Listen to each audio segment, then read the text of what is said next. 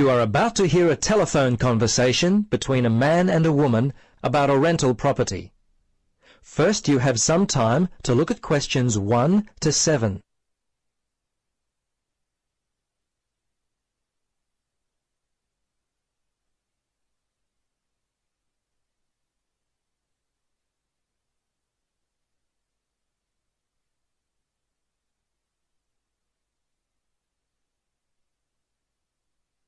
Now, listen carefully and answer questions 1 to 7.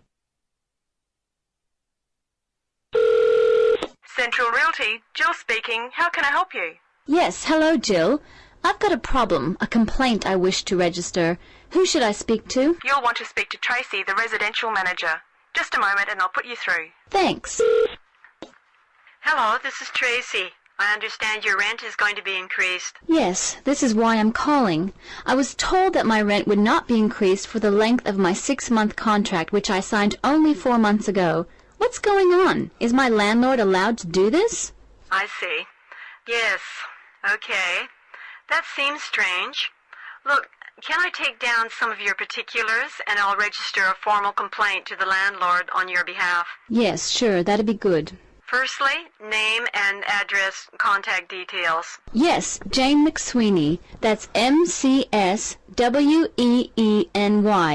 3 Mauger Street. That's Maugher Street. Winderee, 3355. And the phone there? Yes, you can contact me on 334756 extension 3176. I generally arrive home by 6 o'clock in the evening, so you can call me around that time, but not after 9. Oh, sorry, 8:30, because that's the time I leave for work. Okay, so I should note down that the problem is that your landlord wants to raise your rent. And when did you first move in? Yes, well, the contract began on August 1st, and... Oh, hang on. Sorry, that's the ending date. We actually moved in on February the 1st. Before you listen to the rest of the conversation, you have some time to look at questions 8 to 10.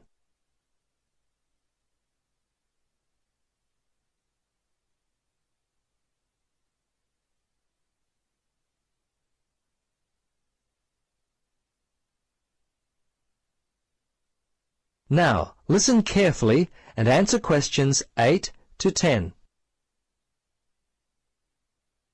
Okay, good. Now, if need be, you will have to send a letter to the Rental Tenancy Board. But as I said, first let us approach your landlord on your behalf and see if we can work out the problem before it gets to that situation. I'd be very surprised if you have to send a letter. 95% of these kinds of problems get solved early on. Okay. Now, if you have any problems you need to discuss, feel free to come in and talk with the general manager. In the meantime, if you would just wait until we receive an answer from your landlord, we'll be able to then plan our next step. Is there anything else I could be doing? Well, you could write a letter to the RTB listing all the events as they happened from your point of view. But as I say, hold on to it. Don't send it unless we have to. Well, that's about it for now. Thanks for your call. I'm sure we can sort this out.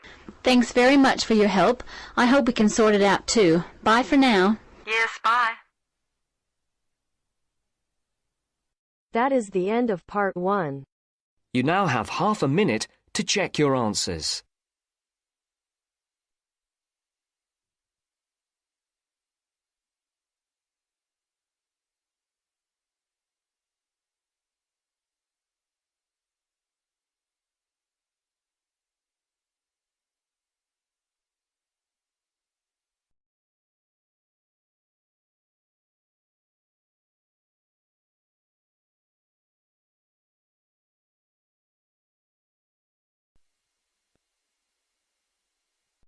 Now turns to part 2. Part 2.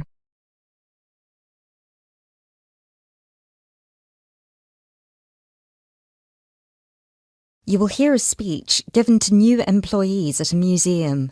You have 30 seconds to look at questions 11 to 13.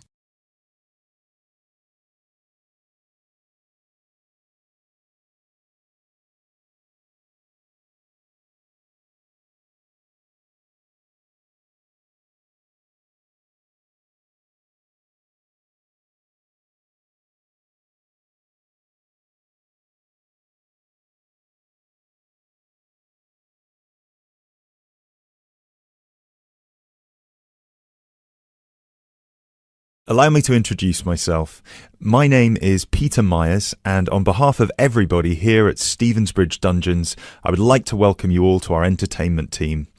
This year, the hiring process was especially competitive, and it might interest you all to know that for every position there were almost 30 applicants, so you really are the best of the best. In a moment, I will take you on a tour of the museum so you can get an idea of what the space is like, but first of all, I would like to show you around the staff room. Our staff room is located at the back of the building over here. You will notice that there are two entrances to the staff room. One leads to the room we're in now, which is the main and oldest dungeon here at Stevensbridge, which we have turned into the museum. This is where you will greet the new visitors, and also where the tour throughout the dungeons will begin. I should mention now that we only ever send visitors through as part of a group, so even on the busy days you will still get roughly 10 minutes of free time between each group. Make sure you use that time wisely, because you'll need to get straight back into character as soon as it's over. Now look at questions 14 to 20.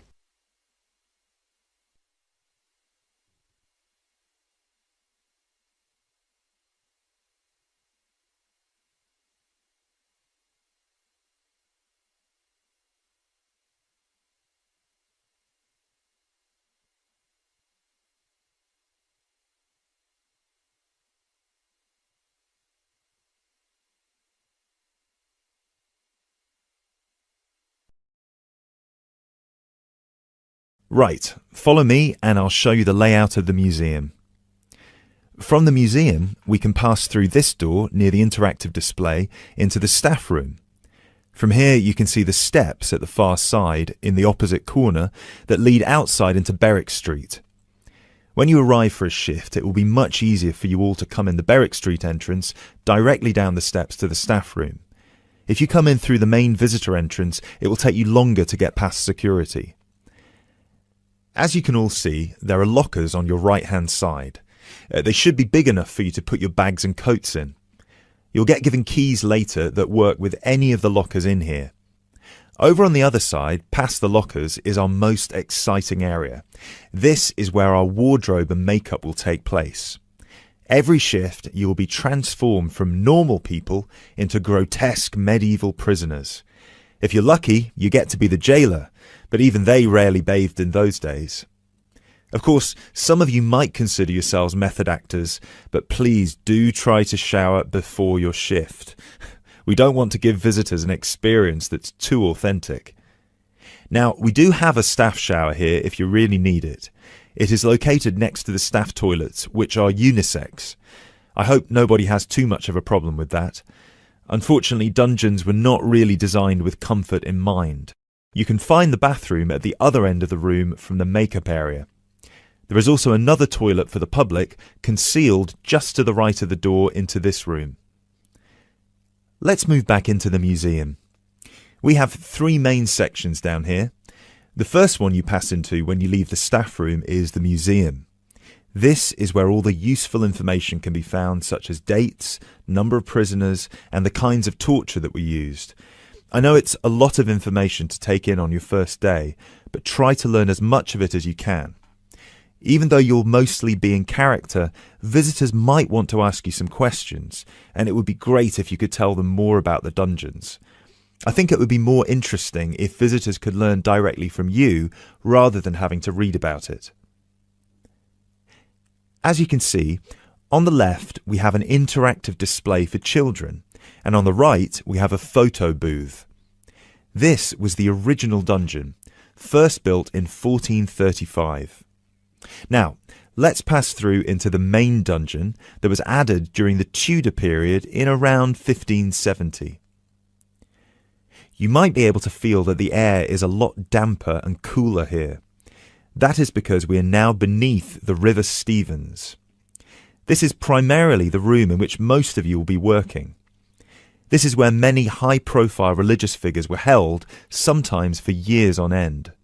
Depending on the roles you will be playing, you can either be chained up, free to roam, or, if you're a jailer, wandering between prisoners to keep an eye on them.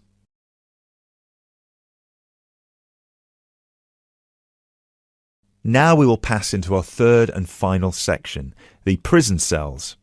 Over here, you can see there are some wooden stocks and a fake gibbet. Don't worry, I can see a couple of you looking concerned. You don't need to reenact any of the torture scenes for visitors. One person each shift will play the jailer in here, where you will give a speech to the group about some of the more notable prisoners to stay here in the past.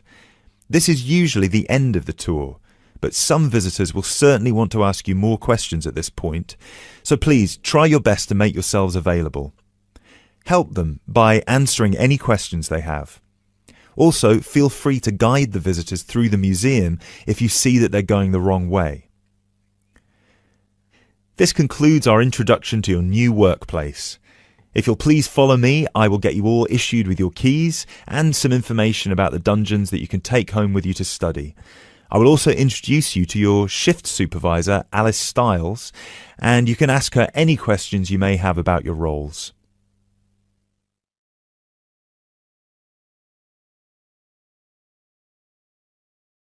That is the end of part 2. You now have half a minute to check your answers.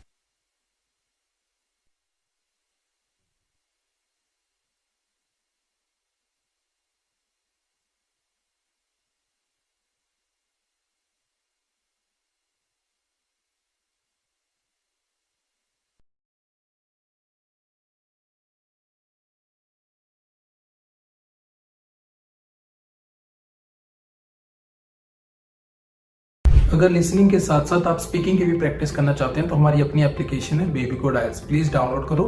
App store और play store दोनों पे available है और link description में भी हमने डाल दिया है। यहाँ पे आप एआई टीचर को जितने चाहें उतनी बार स्पीकिंग टेस्ट दे सकते हो, जब चाहें तब, कोई रिस्ट्रिक्शन नहीं है। और अगर आप चाहते हो कि टीचर आपको आपके बैंड स्कोर बताए, आपकी मिस्टेक बताए और कैसे आप 5 बैंड से 7 बैंड इंप्रूव कर सकते हो, तो प्लीज यूज करो मेरा promo code IELTS50।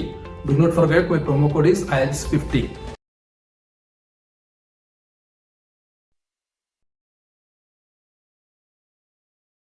Now turns to part 3.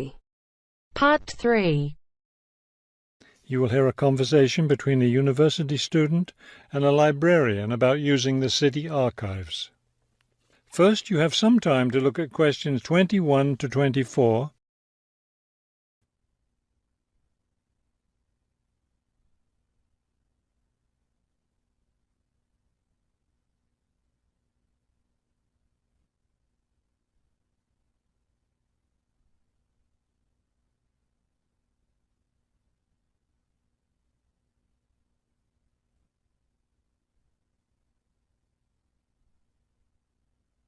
As you listen to the first part of the conversation, answer questions 21 to 24. Hello. I was wondering if you could give me some information about using the archives? I'd be happy to. Are you a resident of the city? Actually, I live just outside the city, but I study at the university downtown. That's fine. All you need to do is show your university identification card, and you can use the archives at no charge, as long as your ID card is current, of course. Yes, it's valid. So I don't have to pay anything? No, city residents pay an annual fee, but students can use the archives for free. Everyone else needs to get special permission from the director, but that doesn't apply to you, of course. Oh, good. I was also wondering about the schedule. I have classes every day, Monday through Friday, and I also have a part-time job, so I could really only use the archives on weekends. That's not a problem at all. We're open all weekend. Actually, the only day we're closed is Monday, so you can come any day, Tuesday through Sunday. Are you open in the evenings? Yes, we're open from 9:30 in the morning until 8:30 in the evening. That will fit my schedule well. Before you hear the rest of the conversation, you have some time to look at questions 25 to 30.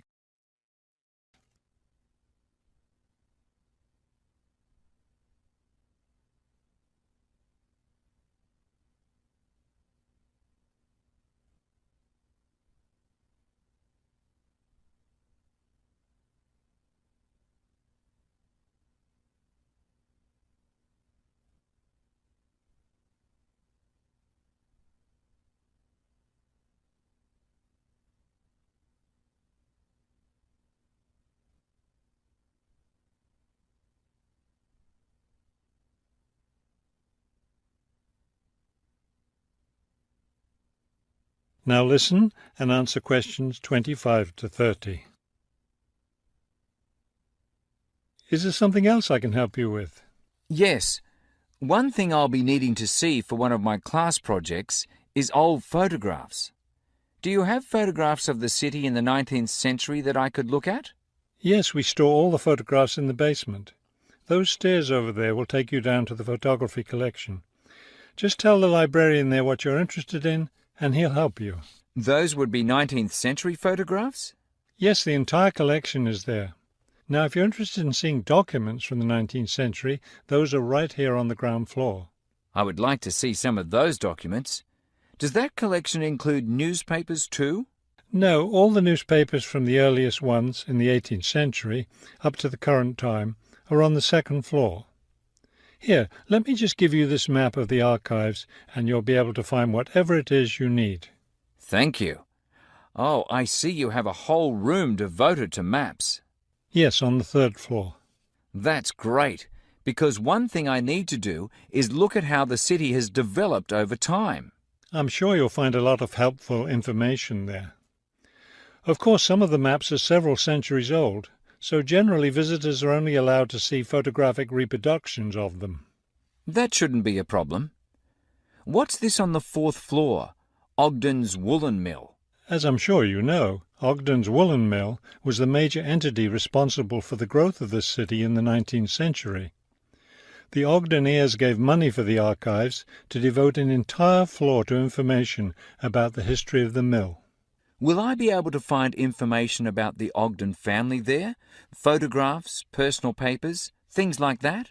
Probably the family photographs are stored downstairs in the photography collection. The personal papers would be on the fifth floor, where we keep all the personal papers of famous residents of our city. Thank you so much for your help. I'll be able to do a lot of my research here.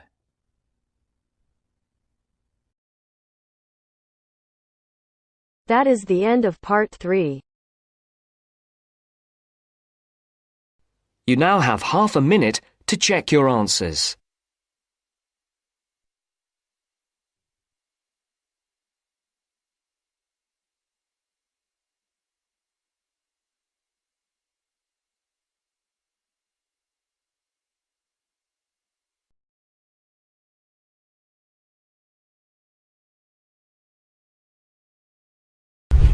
अभी तक baby code app download नहीं की तो यहाँ पे सिर्फ speaking listening reading writing सारे के सारे फ्री में मॉड्यूल अवेलेबल है, वो भी लेटेस्ट कंटेक्स्ट के साथ। और तो यहाँ पे आईएलटीएस की लाइव क्लासेस भी देते हैं आईटीपी अप्रूव्ड टीचर फ्री में। तो प्लीज डाउनलोड करो, ट्राई करो और अपने दोस्तों के साथ शेयर करो ताकि ज्यादा से ज्यादा बच्चों तक ये बात पहुंच सके।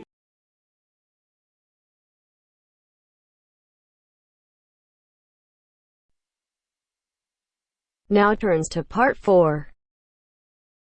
Part 4. You will hear a man talking on the radio about dogs which help people with their work.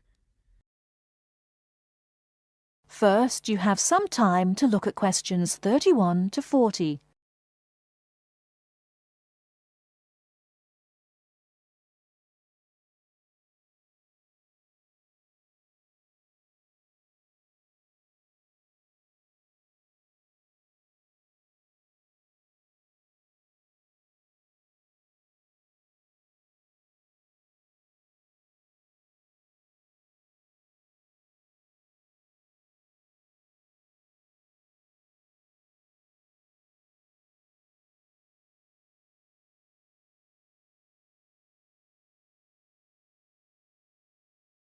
Now, listen carefully and answer questions 31 to 40.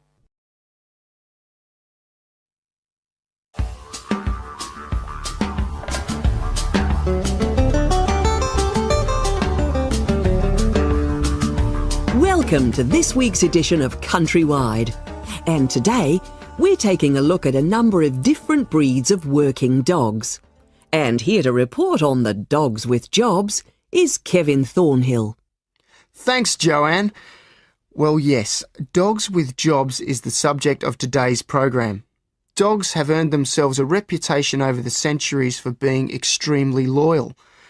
And here's a little story which illustrates just how loyal they are. Just outside the country town of Gundagai in Australia is a statue built to commemorate a dog which sat waiting for his owner to return to the spot where he'd left him. Well, the story, which was immortalised in a song, has it that the poor dog died waiting for his master, 5 miles from Gundagai, which is where they built the statue. Now that's what I call loyalty. Well, because of their loyalty and also their ability to learn practical skills, dogs can be trained to do a number of very valuable jobs. Perhaps the most well-known of working dogs is the Border Collie sheepdog. Sheepdogs which work in unison with their masters need to be smart and obedient, with a natural ability to herd sheep. Some farmers say that their dogs are so smart that they not only herd sheep, they can count them too. Another much-loved working dog is the guide dog, trained to work with the blind. Guide dogs, usually Labradors, need to be confident enough to lead their owner through traffic and crowds, but they must also be of a gentle nature. It costs a great deal of money to train a dog for this very valuable work, but the guide dog associations in the UK, America and Australia receive no government assistance, so all the money comes from donations. Another common breed of work dog is the German Shepherd. German Shepherds make excellent guard dogs and are also very appropriate as search and rescue dogs, working in disaster zones after earthquakes and avalanches. These dogs must be tough and courageous to cope with the arduous conditions of their work, and so that they can be sent anywhere in the world to assist in disaster relief operations, effective dogs and their trainers are now listed on an international database. When you arrive at an airport here, you may be greeted in the baggage hall by a detector dog, wearing a little red coat bearing the words "Quarantine." These dogs are trained to sniff out fresh fruit as well as meat, and even live animals hidden in people's bags. In order to be effective, a good detector dog must have an enormous food drive. In other words, they must really love their food. At Sydney Airport, where there are 10 detector dogs working full-time, they stop about 80 people a month trying to bring illegal goods into the country. And according to their trainers, they very rarely get it wrong. Another famous working dog is the husky. Huskies, which originally came from Siberia, have been used for decades as a means of transport on snow, particularly in Antarctica where they have played an important role. Huskies are well adapted to harsh conditions and they enjoy working in a team. But the huskies have all left Antarctica now because the international treaty prohibits their use in the territory as they are not native animals. Many people were sad to see the dogs leave Antarctica, as they had been vital to the early expeditions and earned their place in history along with the explorers. That is the end of part 4. You now have half a minute to check your answers. अभी तक baby code download नहीं की? यहाँ पे लाखों बच्चे free में आइल्स clear कर रहे हैं with the help of baby code IELTS. तो link in the description, try करो. Do not forget my promo code IELTS50. Okay.